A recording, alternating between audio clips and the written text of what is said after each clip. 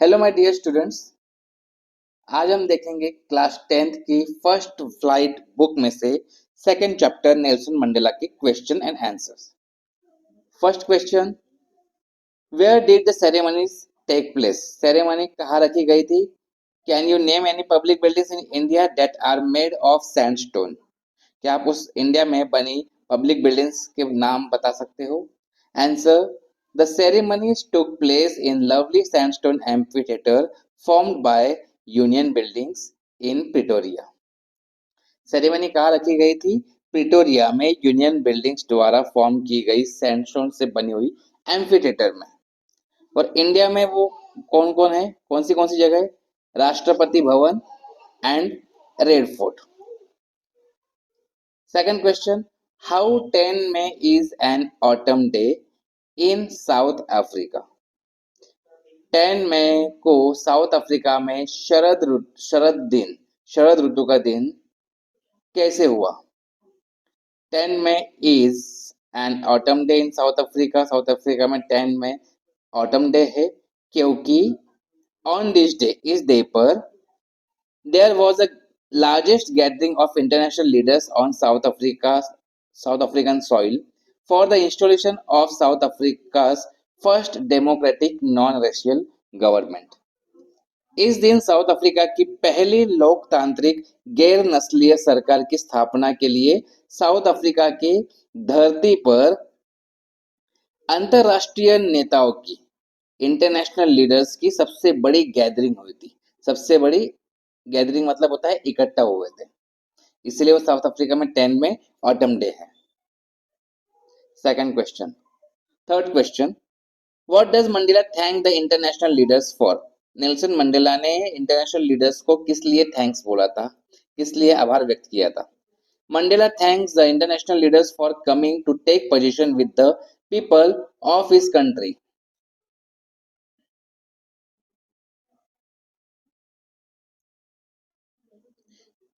Mandela ने thanks बोला था, मंडेला ने अपने देश के लोगों के साथ मिलकर सत्ता संभालने के लिए आए हुए, टेक पोजीशन मतलब सत्ता संभालने के लिए जो आए हुए इंटरनेशनल लीडर्स थे उनको आभार व्यक्त किया था। ये एक कॉमन विक्ट्री थी। It is a common victory for justice, peace and human dignity. ये कॉमन विक्ट्री थी। एक किसकी कॉमन विक्ट्री थी? जस्टिस, न्याय की, पीस, शांति की, और ह्यूमन डिग्निटी, मानवीय गरिमा की। Next, what ideals does he set out for future of south Africa? South Africa के भविष्य के लिए, फ्यूचर के लिए उन्होंने क्या आइडियल सेट किए हुए थे, क्या आदर्श रखे हुए थे? Answer, he set he sets out the ideals of liberating people from poverty, suffering, deprivation and discrimination for the future of South Africa.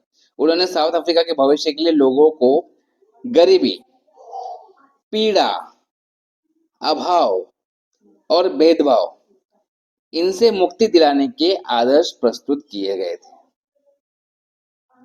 Fifth, what do military generals do? How has their attitude changed and why? Military generals थे, जो military officers थे, वो क्या करते हैं और उनका attitude, उनका जो रवैया है कैसे चेंज हुआ और क्यों हुआ? मिलिट्री जनरल्स सैल्यूट करते हैं मिस्टर मंडेला को और प्लेज करते हैं देयर लॉयल्टी। उनकी जो लॉयल्टी है, लॉयल्टी के लिए वचन देते हैं, प्रतिज्ञा करते हैं।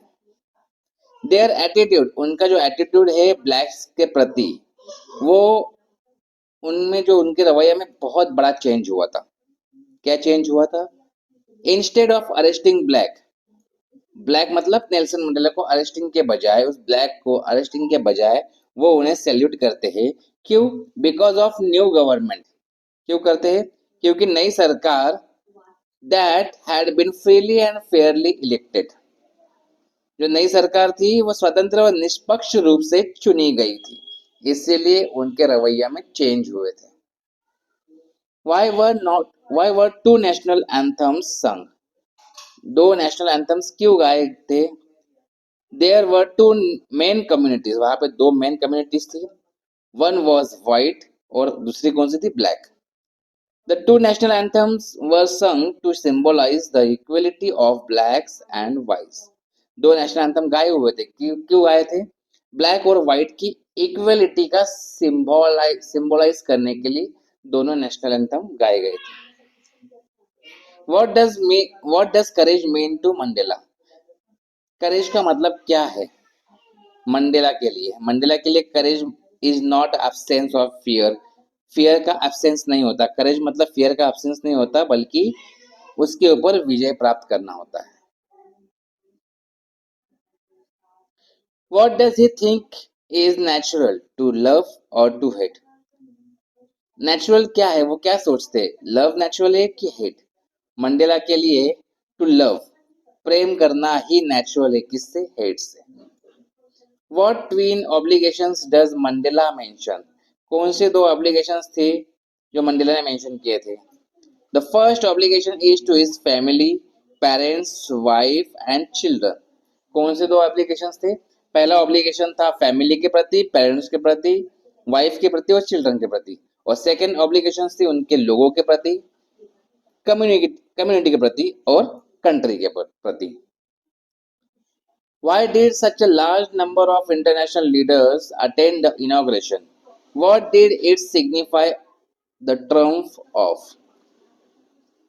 इतने बड़े तादाद पे इंटरनेशनल लीडर्स, जो अंतरराष्ट्रीय नेता थे, वो इतने बड़ी संख्या में इनॉग्रेशन में शामिल क्यों हुए थे, क्यों अटेंड किया था?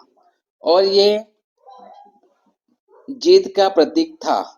किसकी जीत का प्रतीक था? सिग्निफाई मतलब प्रतीक, किस जीत का प्रतीक था?